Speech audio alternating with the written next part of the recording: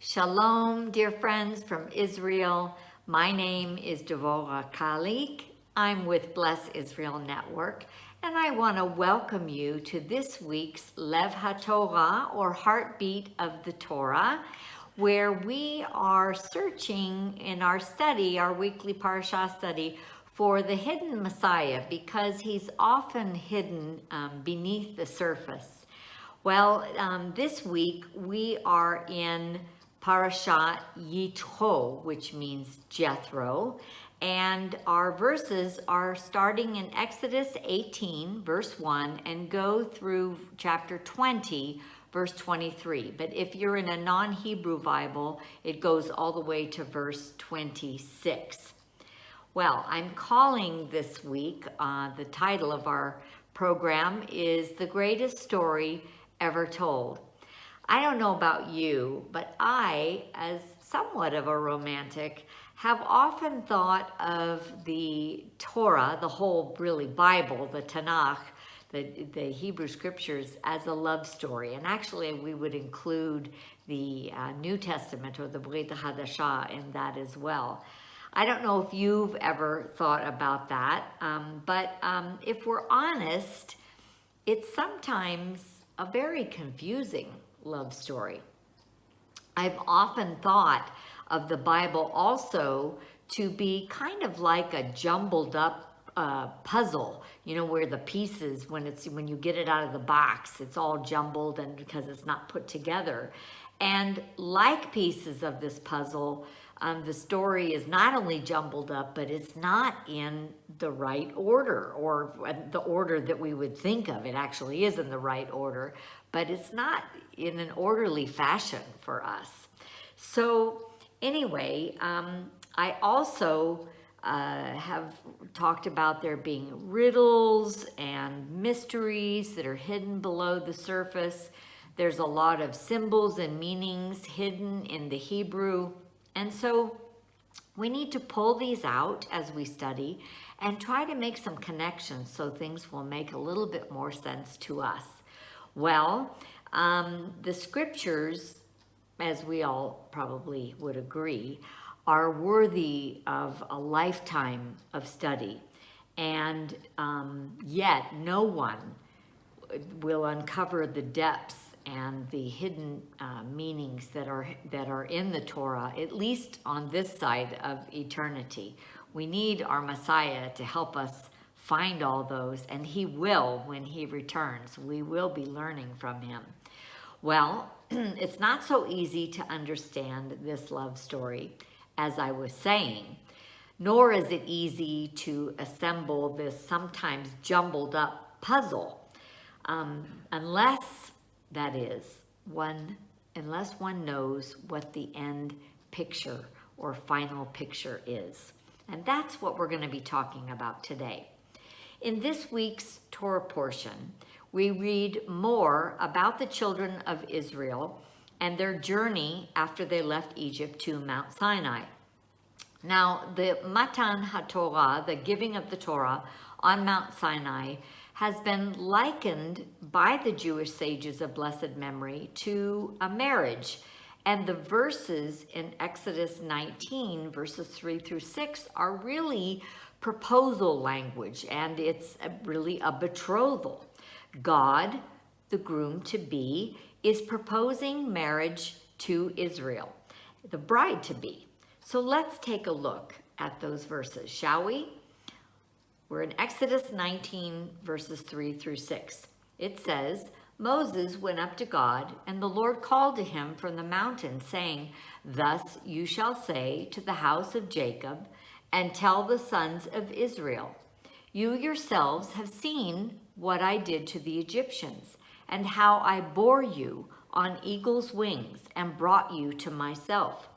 Now then, if you will indeed obey my voice and keep my covenant, then you shall be my own possession among all the peoples, for the earth is mine, and you shall be to me a kingdom of priests and a holy nation. These are the words that you shall speak to the sons of Israel. Well, the people of Israel are likened to a young maiden whom he rescued from an evil oppressor, Pharaoh, who had enslaved her. God proves himself a worthy suitor when he compares himself to an eagle who protects his young by bearing them on his wings. He's bringing her to himself at Mount Sinai. Then God asks for her hand in marriage, vowing that if she will keep his covenant, which of course is referring to the Torah, which is the marriage contract that he is about to reveal to her, he will take her as his special treasure, his segula, setting her apart from all of the peoples of the earth. This is a beautiful way for us to understand these verses. In the Jewish tradition, the would-be groom must pay a bride price that is determined by the bride's father. In this case, God demonstrated that he has already paid that bride price by redeeming her from her slavery in Egypt. Now, we all know the rest of the story. Israel agrees by saying, Na'aseh ve'nishma, we will do and we will hear.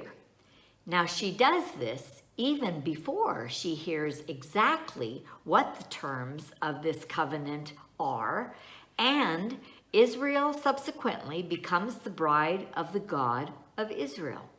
Now, what Israel is saying when she says Na'aseh ve'nishma, she is saying, we will do what you ask, and then we will hear and understand how to do your commandments and all that that involves. Wow, what faith, what submission this is.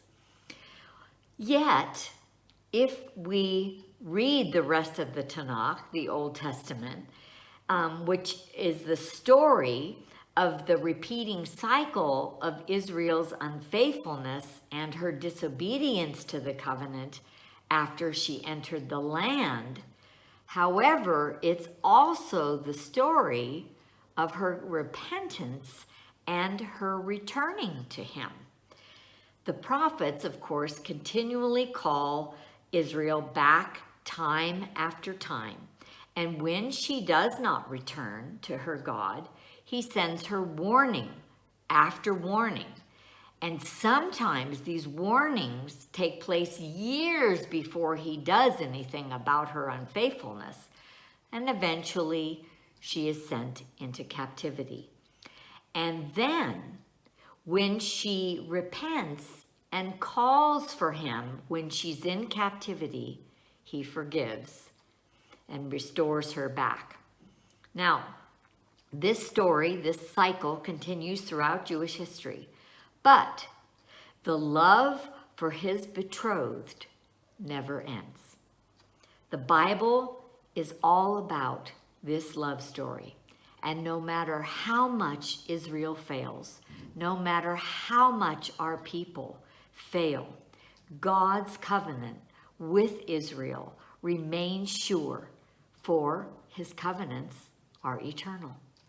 The prophets foretell of a beautiful final restoration one day when he will restore the kingdom through his Messiah and finally take Israel as his bride once and for all. He promises to write his marriage covenant, which of course is the Torah, on her heart, and she will never turn away from him again. We can find this in Jeremiah 31, which talks about the new covenant, or we could say the renewed covenant.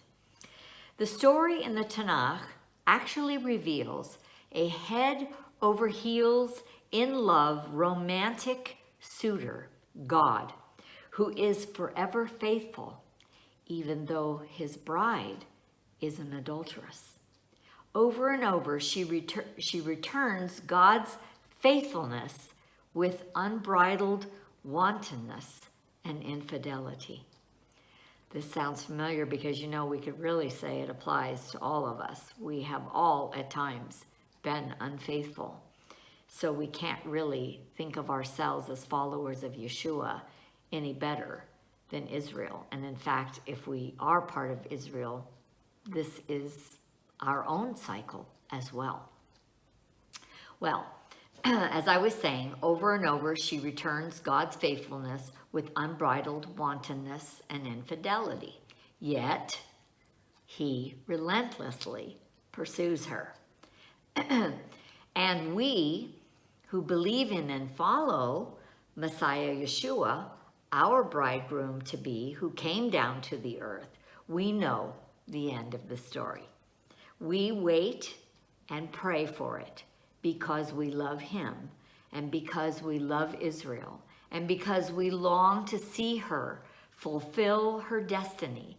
And we want to see her arrayed in her splendor and beautiful garments, as is talked about in Isaiah.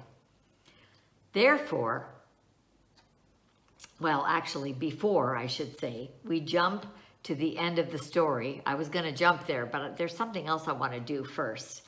I'd like to look at a really amazing verse. Let's turn to Exodus 19, verse 16, where it says, and I'm going to read it in Hebrew first, and then I'll read it in English. Vayehi bayom hashlishi beyehiot haboker, vayehi kolot uvrakim ve'anan kaved al hahar ve'kol shofar chazak me'od vayecherad kol ha'am asher ba machaneh. On the third day, when it was morning, there was thunder and lightning and a heavy cloud on the mountain. And the sound of the shofar was very powerful, and the entire people that were in the camp shuddered. There's something really interesting in our text here. The word for thunder is kolot in Hebrew, and it more literally means voices. They heard kolot, voices. Now, when we've read something similar in Ezekiel 43, verse 2, which is speaking of God, and it says, his voice was like the roar of rushing waters. And also in Revelation 14:2, when John heard a voice from heaven like the roar of many waters, like the sound of thunder.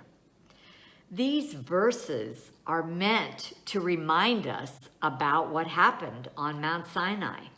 The word for his voice in Ezekiel is kol.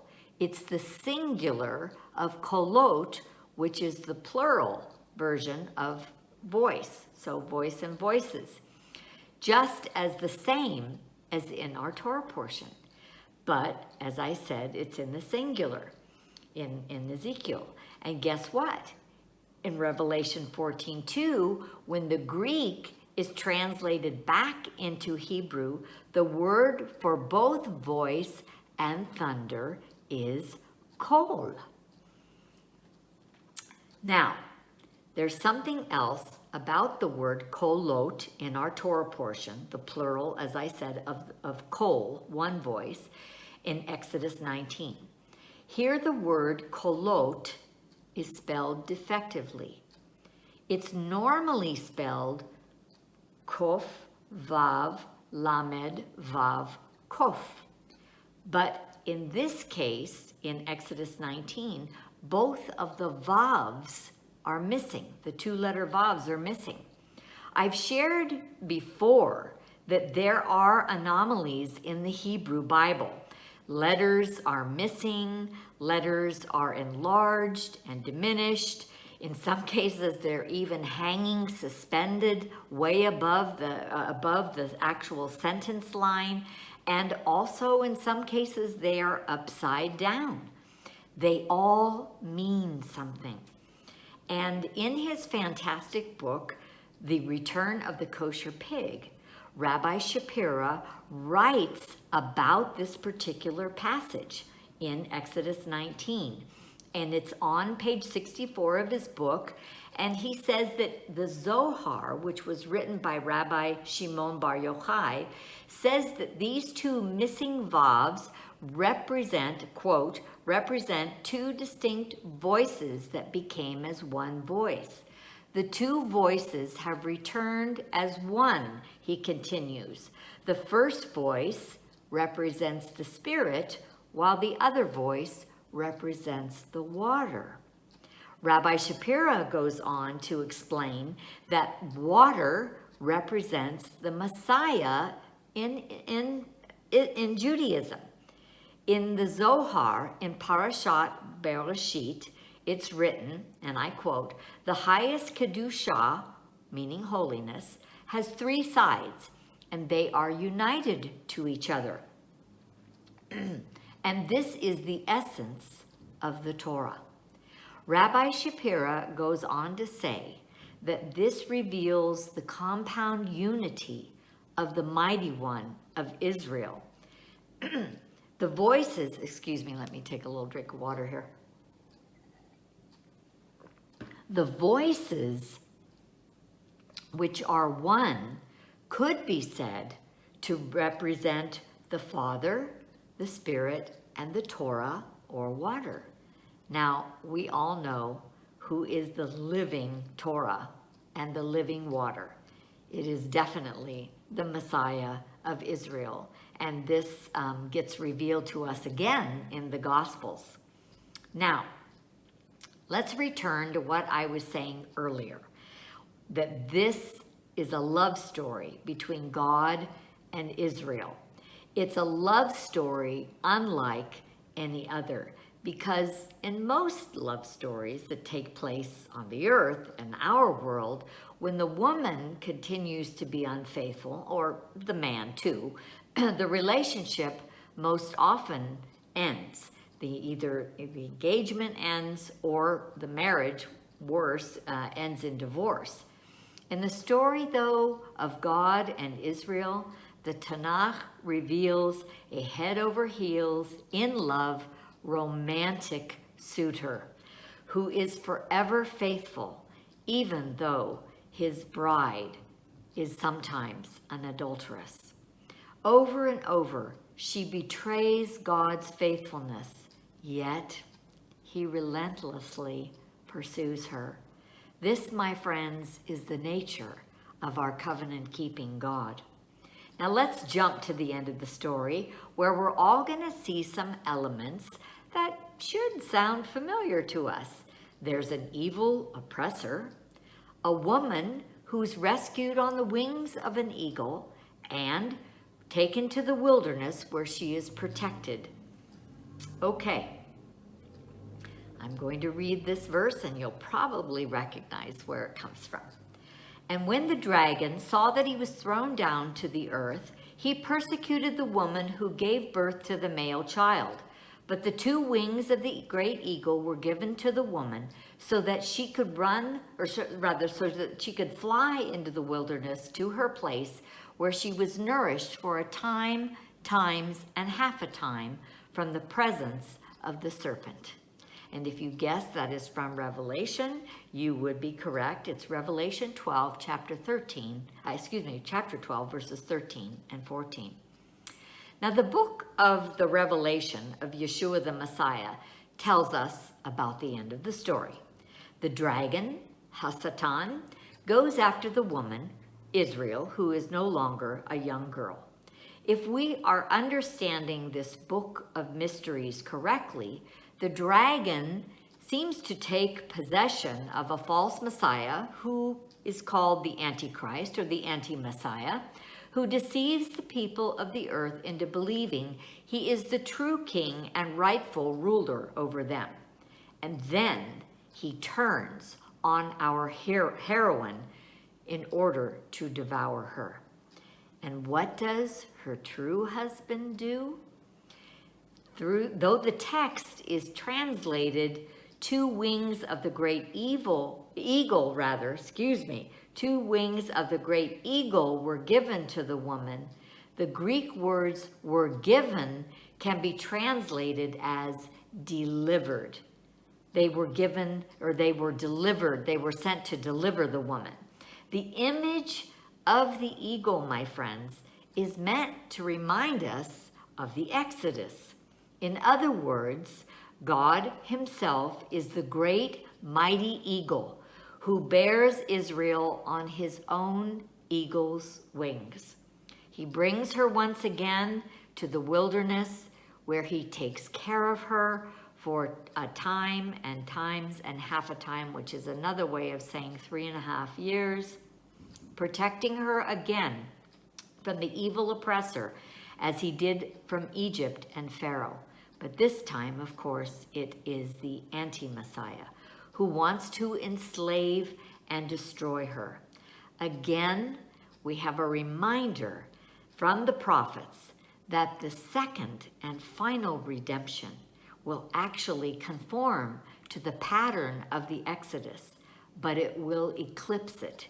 In other words, it will be much greater. Well, what a love story, huh? We who have received the Messiah and have engrafted ourselves into Israel are already betrothed to our bridegroom. And actually, Israel is too, but she just doesn't realize it. And we will have the joy one day of watching the Jewish people, most of whom have rejected Yeshua, but they will come to believe when he bears them one final time on eagle's wings and takes them to the wilderness and nourishes them there, revealing himself to them, much like in the story of Joseph when he at last revealed himself to his brothers. We can only speculate how exactly all of this will take place, but we can be sure of one thing: it will take place. And it will be dramatic with the romantic flair of the one who is the greatest lover in all of history, the God of Israel and his Messiah. The final picture in Revelation is the bride being restored to her husband, and they will live and rule the earth together in the kingdom of God, never again to be separated. This is not only the greatest story ever told, it is the greatest love story ever told. Well, if you are enjoying our teachings, why not partner with us? We need your help to get people connected to the body of Messiah in Israel. We do that through our program, Revelation to the Nations. And we also would love to have your help in spreading the word to help people get connected to their Jewish roots and understand the Jewish roots and the Bible from a Jewish perspective.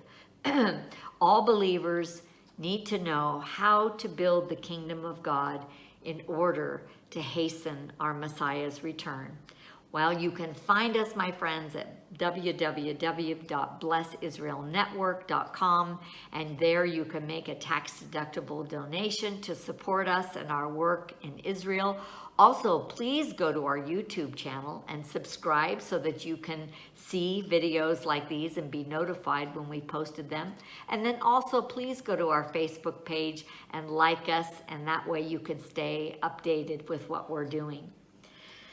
Well, I want to wish you a beautiful Shabbat Shalom from Israel. May you all experience the presence of the Messiah in your homes, in your Kehillah, or wherever you may be. Shalom until next time from Israel. Le'itraot.